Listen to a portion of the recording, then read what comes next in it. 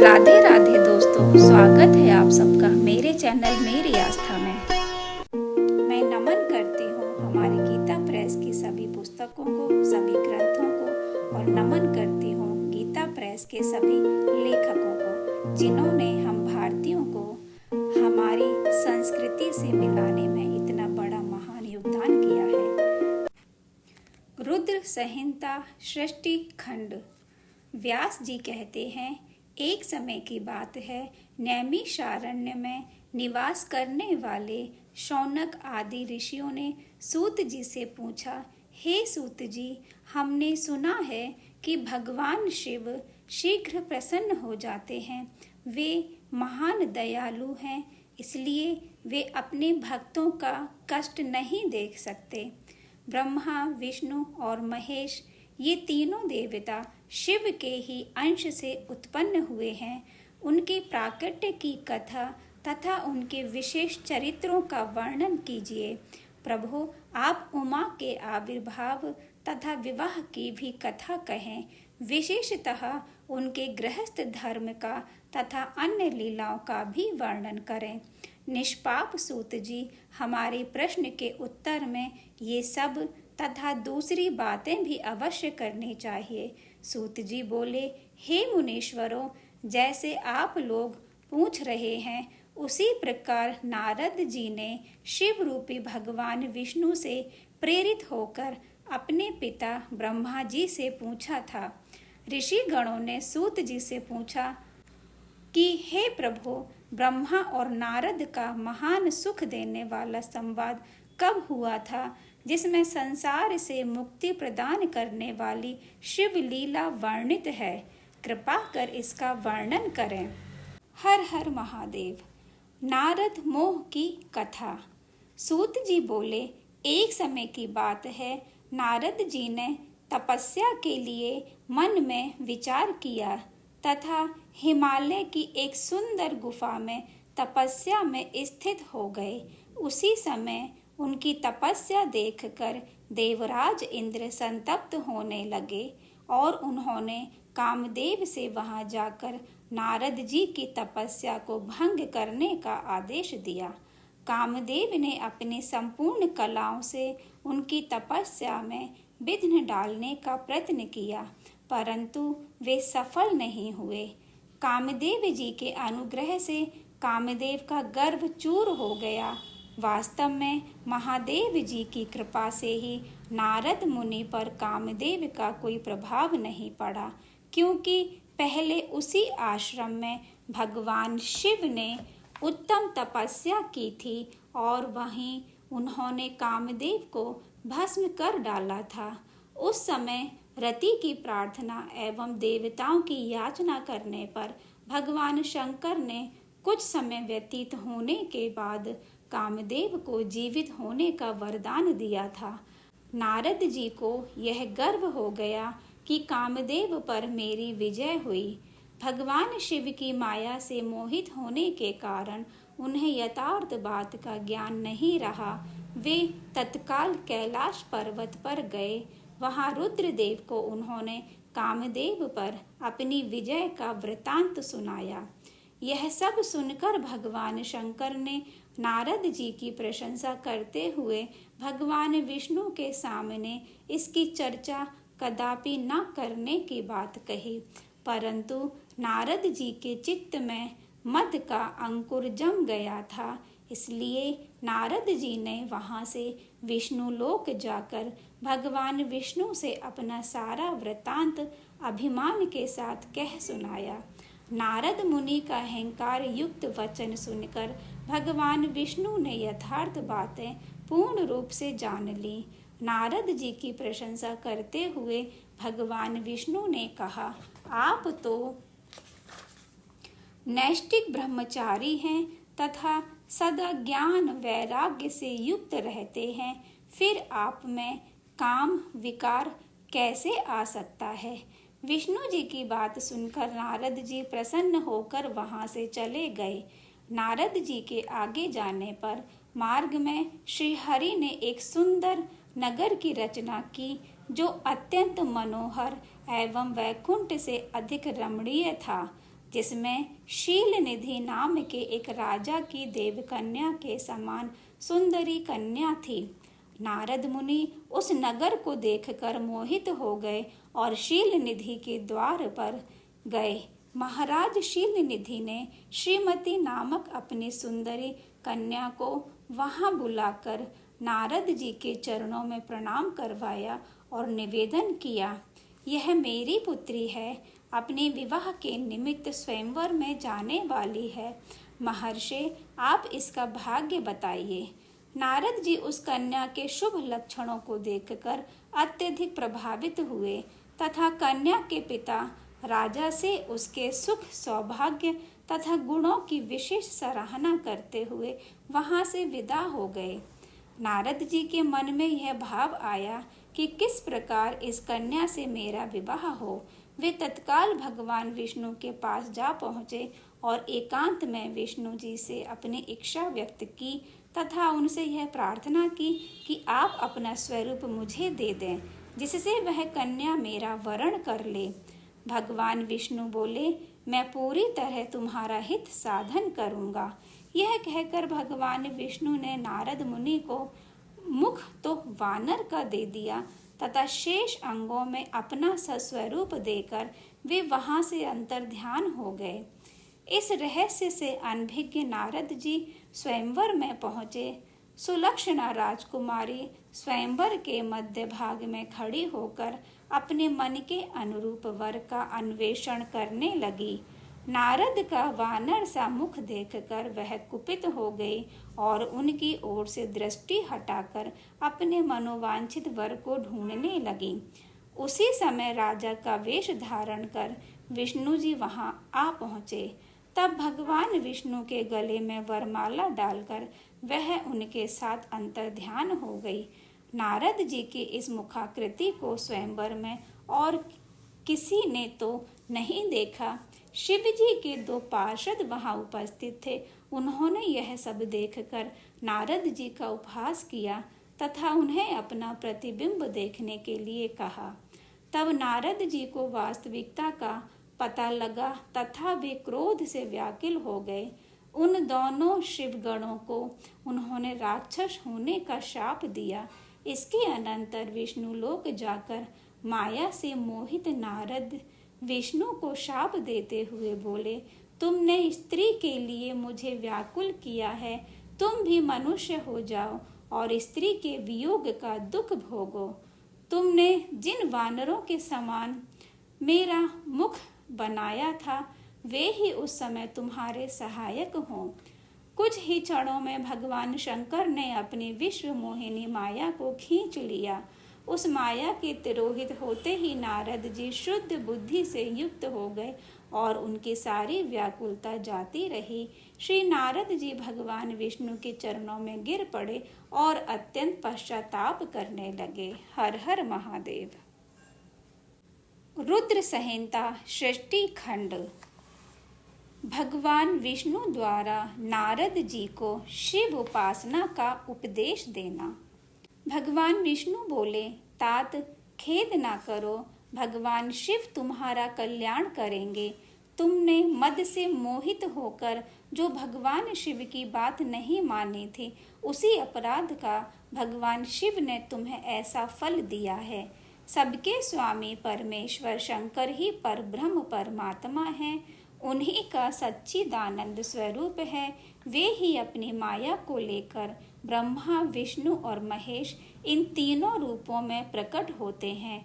अपने सारे संशयों को त्याग कर अन्य भाव से शिव के शतनाम स्तोत्र का पाठ करो तथा निरंतर उन्हीं की उपासना तथा उन्हीं का भजन करो। भगवान शंकर की उपासना से सभी प्रकार के पातक एवं दोष समाप्त हो जाते हैं।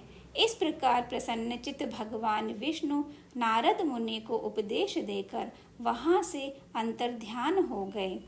इसके अनंतर श्री नारद जी भी अत्यंत आनंदित हो शिव तीर्थों का दर्शन करते हुए भूमंडल में विचरने लगे। अंत में वे सबके ऊपर विराजमान शिव स्वरूपिणी काशीपुर में पहुँचे। काशीपुर का दर्शन करके नारद जी कृतार्थ हो गए। उसके बाद ब्रह्मलोक पहुंचकर शिव तत्व का विशेष रूप से ज्ञान प्राप्त करने की इच्छा से नारद जी ने ब्रह्मा जी को भक्ति पूर्वक नमस्कार किया और कहा कि जगत प्रभु, आपकी कृपा से मैंने भगवान विष्णु के उत्तम महात्म्य का ज्ञान प्राप्त किया, परंतु शिव तत्व का ज्ञान मुझे अभी तक नहीं हुआ है। मैं भगवान शंकर की पूजा विधि को भी नहीं जानता। अतः प्रभु, आप भगवान शिव के विविध चरित्रों को तथा उनके स्वरूप तत्व, प्राकट्य, विवाह, गृहस्थ धर्म सब मुझे बताइए। कार्तिकेय के जन्म की कथा भी मुझे सुनाइए। हर हर महादेव। रुद्र संहिता सृष्टि खंड, शिव तत्व का निरूपण। ब्रह्मा जी ने नारद जी से शिव तत्व का वर्णन करते हुए कहा, शिव तत्व का स्वरूप बड़ा उत्कृष्ट तथा अद्वित है। जिस समय प्रलय काल उपस्थित हुआ उस समय समस्त चराचर जगत नष्ट हो गया। सर्वत्र केवल अंधकार ही अंधकार था। इस प्रकार सब ओर निरंतर सूचि भेद घोर अंधकार में उस समय तत्सत ब्रह्म इस श्रुति में ओ सत सुना जाता है। एकमात्र वही शेष था जिसे योगी जन अपने हृदयाकाश के अंदर निरंतर देखते हैं। कुछ काल के बाद सृष्टि का समय आने पर परमात्मा को द्वितीय की इच्छा प्रकट हुई। उसके भीतर एक से अनेक होने का संकल्प उदित हुआ। तब उस निराकार परमात्मा ने अपनी लीला शक्ति से अपने लिए मूर्ति आकार की कल्पना की। वह मूर्ति संपूर्ण ऐश्वर्य गुणों से संपन्न सर्व ज्ञानमयी हुई। जो मूर्ति रहित पर ब्रह्म है, उसी की मूर्ति चिन्मय आकार भगवान सदाशिव हैं। सभी विद्वान उन्हीं को ईश्वर कहते हैं।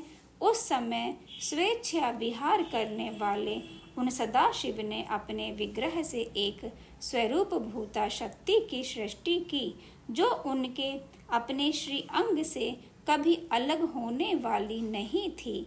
हर हर महादेव। रुद्र संहिता सृष्टि खंड, अविमुक्त क्षेत्र, काशी। उन शाम्ब सदाशिव ब्रह्म ने एक ही समय शक्ति के साथ शिवलोक नामक क्षेत्र का निर्माण किया। इस क्षेत्र को ही काशी कहते हैं। यह परम निर्माण या मोक्ष का स्थान है जो सबके ऊपर विराजमान है। वे प्रियतम रूप शक्ति और शिव जो परमानंद स्वरूप हैं, उस मनोरम क्षेत्र काशीपुरी में नित्य निवास करते हैं। हे मुने, शिव और शिवा ने प्रलय काल में भी कभी उस क्षेत्र को अपने सानिध्य से मुक्त नहीं किया, इसलिए विद्वान पुरुष उसे अविमुक्त क्षेत्र भी कहते हैं।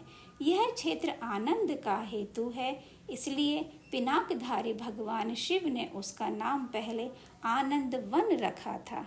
हर हर महादेव। रुद्र संहिता सृष्टि खंड, सदाशिव से नारायण का प्राकट्य।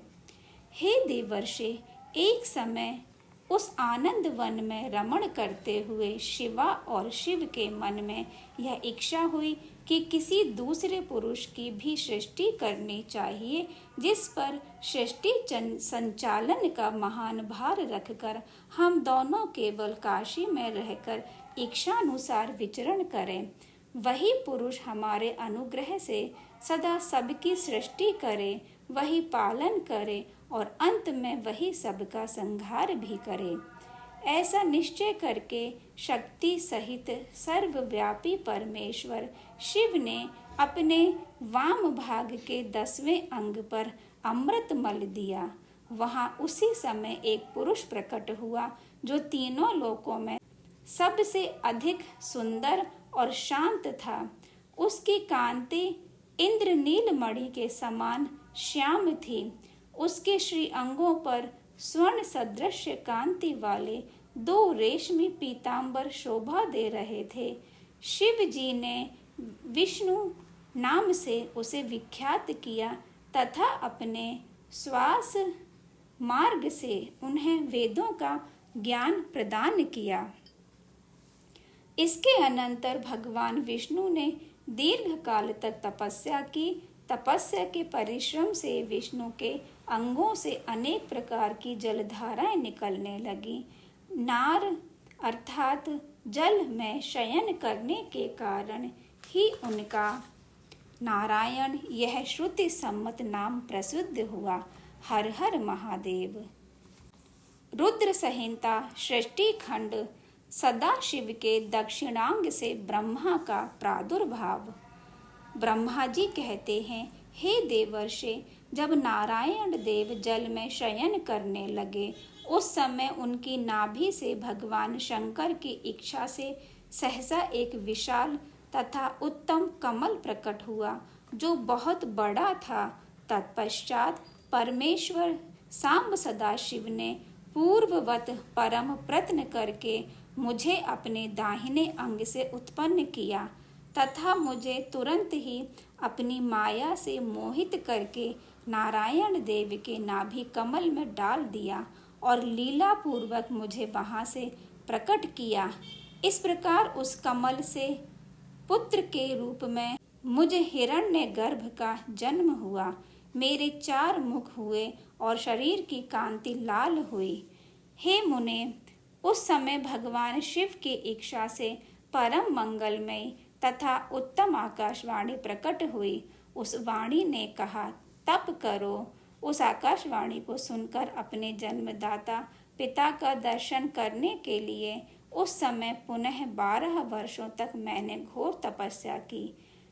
तब मुझ पर अनुग्रह करने के लिए ही 4 भुजाओं और सुंदर नेत्रों से सुशोभित भगवान विष्णु वहां सहसा प्रकट हो गए। तदंतर अपनी श्रेष्ठता को लेकर हम दोनों में विवाद होने लगा। इसे शांत करने के लिए हम दोनों के सामने एक लिंग प्रकट हुआ। मैं और विष्णु दोनों उन ज्योतिर्मय शिव को प्रणाम कर बार बार कहने लगे, हे महाप्रभु, हम आपके स्वरूप को नहीं जानते। आप जो हैं वही हैं। आपको हमारा नमस्कार है। आप शीघ्र ही हमें अपने स्वरूप का दर्शन कराएं। हर हर महादेव। रुद्र संहिता सृष्टि खंड। भगवान शिव के शब्द में शरीर का वर्णन। भगवान शंकर हम दोनों पर दयालु हो गए। उस समय वहां उन सुर श्रेष्ठ से ओम ओम ऐसा शब्द रूप नाद प्रकट हुआ जो स्पष्ट रूप से सुनाई दे रहा था। उस पर ब्रह्म परमात्मा शिव का वाचक एकाक्षर प्रणव ही है। पर ब्रह्म को इस एकाक्षर के द्वारा ही जाना जा सकता है। इसी बीच में विश्वपालक भगवान विष्णु ने मेरे साथ एक और भी अद्भुत और सुंदर रूप को देखा। हे मुने, वह रूप 5 मुखों और 10 भुजाओं से अलंकृत था। उसकी कांति कर्पूर के समान गौर थी। उस परम उदार महापुरुष के उत्तम लक्षणों से संपन्न अत्यंत उत्कृष्ट रूप का दर्शन करके मेरे साथ श्रीहरि कृतार्थ हो गए। तत्पश्चात भगवान महेश प्रसन्न होकर दिव्य शब्द में रूप को प्रकट करके खड़े हो गए।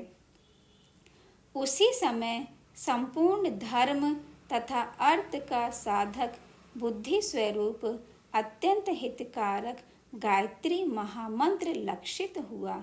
8 कलाओं से युक्त पंचाक्षर मंत्र नमः शिवाय तथा मृत्युंजय मंत्र, चिंतामणि मंत्र और दक्षिणामूर्ति मंत्र को भगवान विष्णु ने देखा। इसके बाद भगवान विष्णु ने शंकर को तत्वमसि वही तुम हो यह महावाक्य कहा। इस प्रकार उक्त 5 मंत्रों को प्राप्त करके वे भगवान श्री हरि उनका जप करने लगे। तदंतर उन्होंने शिव की स्तुति की। विष्णु जी के द्वारा की हुई अपनी स्तुति सुनकर करुणानिधि महेश्वर प्रसन्न हुए और उमा देवी के साथ सहसा वहां प्रकट हो गए। भगवान विष्णु ने पूछा, हे देव, आप कैसे प्रसन्न होते हैं? आपकी पूजा किस प्रकार की जाए?